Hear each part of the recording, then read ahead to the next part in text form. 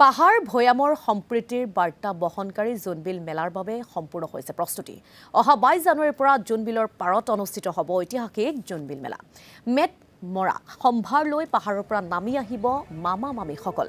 মুদ্ৰাৰ পৰিৱৰ্তে বিনিময় প্ৰথাৰে 23 জানুৱাৰীৰ পুৱাৰ পৰা চলিব বিনিময়ৰ হাট। ইয়াৰ লগতে থাকিব সমূহীয়া মৎস্য চিকাৰ আৰু কুকুৰা যুঁজ।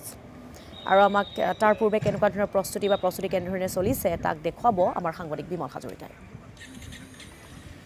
হয়, ইতিহাস প্ৰসিদ্ধ জোনবিল মেলালৈ মাজত মাত্ৰ আৰু 2টা দিন বাকী আৰু মই বিমল বৰ্তমান উপস্থিত আছো জাগিৰোডৰ যি ইতিহাস প্ৰসিদ্ধ জোনবিলৰ পাৰত আৰু জোনবিলৰ যি মূল তোৰণ আছে তোৰণৰ সন্মুখত মই বৰ্তমান উপস্থিত আছো আৰু যিহেতু মাজত মাত্ৰ 2টা দিন বাকী আছে আৰু বৃহস্পতিবাৰৰ পৰা 3দিনীয়াকৈ ইতিহাস প্ৰসিদ্ধ যি জোনবিল মেলা অনুষ্ঠিত হ'ব আৰু তাৰ যি প্ৰস্তুতি ইতিমধ্যে তুংগত কৰি তুলিছে।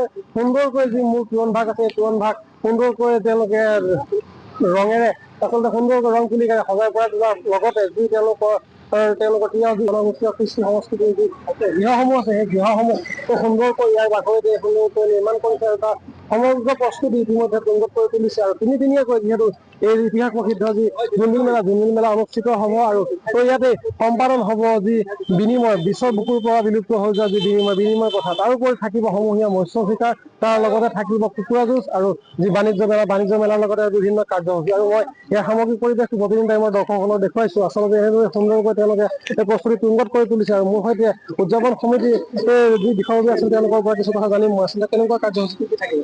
ইতিমধ্যে আমাৰ প্ৰস্তুতি প্ৰায় সম্পূৰ্ণ হৈ গৈছে আৰু পেণ্ডেলৰ কাম অকণমান আছে যদিও সেইখিনি হৈছে আৰু তাৰপিছতে আমাৰ কাৰ্যসূচীটো ইতিমধ্যে প্ৰথম দিনাখন 22 তাৰিখে মাংগলিক কৰ্ম হ'ব, দেশখনত পতাকা উত্তোলন হ'ব, ইয়াতে বন্তি প্ৰজ্বলন হ'ব, তাৰপিছত প্ৰাণৰ শিল্পী জুবিন গাৰ্গৰ শ্ৰদ্ধাঞ্জলি অনুষ্ঠান হ'ব, আমাৰ কেইবাখনো গ্ৰন্থ আমি ইয়াতে উন্মোচন কৰিম আৰু কেইবাটাও তিৱা গীত উন্মোচন কৰিম, এই কাৰ্যবিলাক হ'ব। তাৰপিছতে আমাৰ এটা টিভিৰ এটা গোটেই মধ্য অসমৰ ৰজাবিলাক ইয়াত আহিব, সেইদিনাখন মেল এখন পাতিম প্ৰথম দিনাখনেই। তাৰপিছত আমাৰ ইয়াতে গোভা ৰজাই জোনবিলৰ পাৰত প্ৰীতিভোজ খাব, এনেধৰণে আৰু কাৰ্যসূচীবিলাক সাংস্কৃতিক অনুষ্ঠানবিলাক চলি থাকিব। আৰু সেইদিনাখন নামি আহিব পাহাৰৰ লোকসকল বিনিময় প্ৰথা সম্পাদন কৰিবৰ কাৰণে, অৰ্থাৎ 23 তাৰিখে শুক্ৰবাৰ দিনাখন ৰাতিপুৱা 6 বজাৰ পৰা বিনিময় প্ৰথা সম্পাদিত হ'ব, য'ত মুদ্ৰা প্ৰচলন নাথাকিব সেইদিনাখন। ইতিমধ্যে পাহাৰ ভৈয়ামৰ সকলো লোককে আমি আবেদন জনাইছো, তেখেতসকলে ইতিমধ্যে প্ৰস্তুত হৈছে নামি আহিবৰ কাৰণে আৰু ভৈয়ামৰ লোকৰ চিৰা পিঠা লৈ প্ৰস্তুত হৈ আছে। ইয়াতে সুন্দৰ এটা বাতাবৰণ চলিব, য'ত নেকি এটা মৰম চেনেহৰ আমাৰ প্ৰিয় ভাষাত মামাই আনি বুলি কোৱা হয়, অসমীয়া ভাষাত মামা মামী শব্দৰে সম্বোধন কৰি পেলাই আমি এই বিনিময় প্ৰথা সম্পাদিত কৰিম। যিটো 1400 শতিকাত প্ৰতিষ্ঠা হৈছিলে তেনেধৰণে এতিয়া বিনিময় প্ৰথাটো সুন্দৰভাৱে চলি আছে আৰু ধৰি ৰাখিবলৈ চেষ্টা কৰিছো।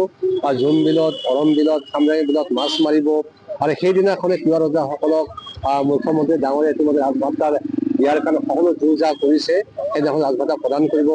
আমাৰ মুখ্যমন্ত্ৰী ডাঙৰীয়া ইতিমধ্যে ছুইজাৰলেণ্ড ভ্ৰমণ কৰিছে, তাৰ পৰা আহি পালে তেখেতে আহিব আৰু তেখেতৰ যদি কিবা অসুবিধা হয় তেতিয়াহ'লে আমাৰ ইয়াৰে বেংগল সমষ্টিৰ বিধায়ক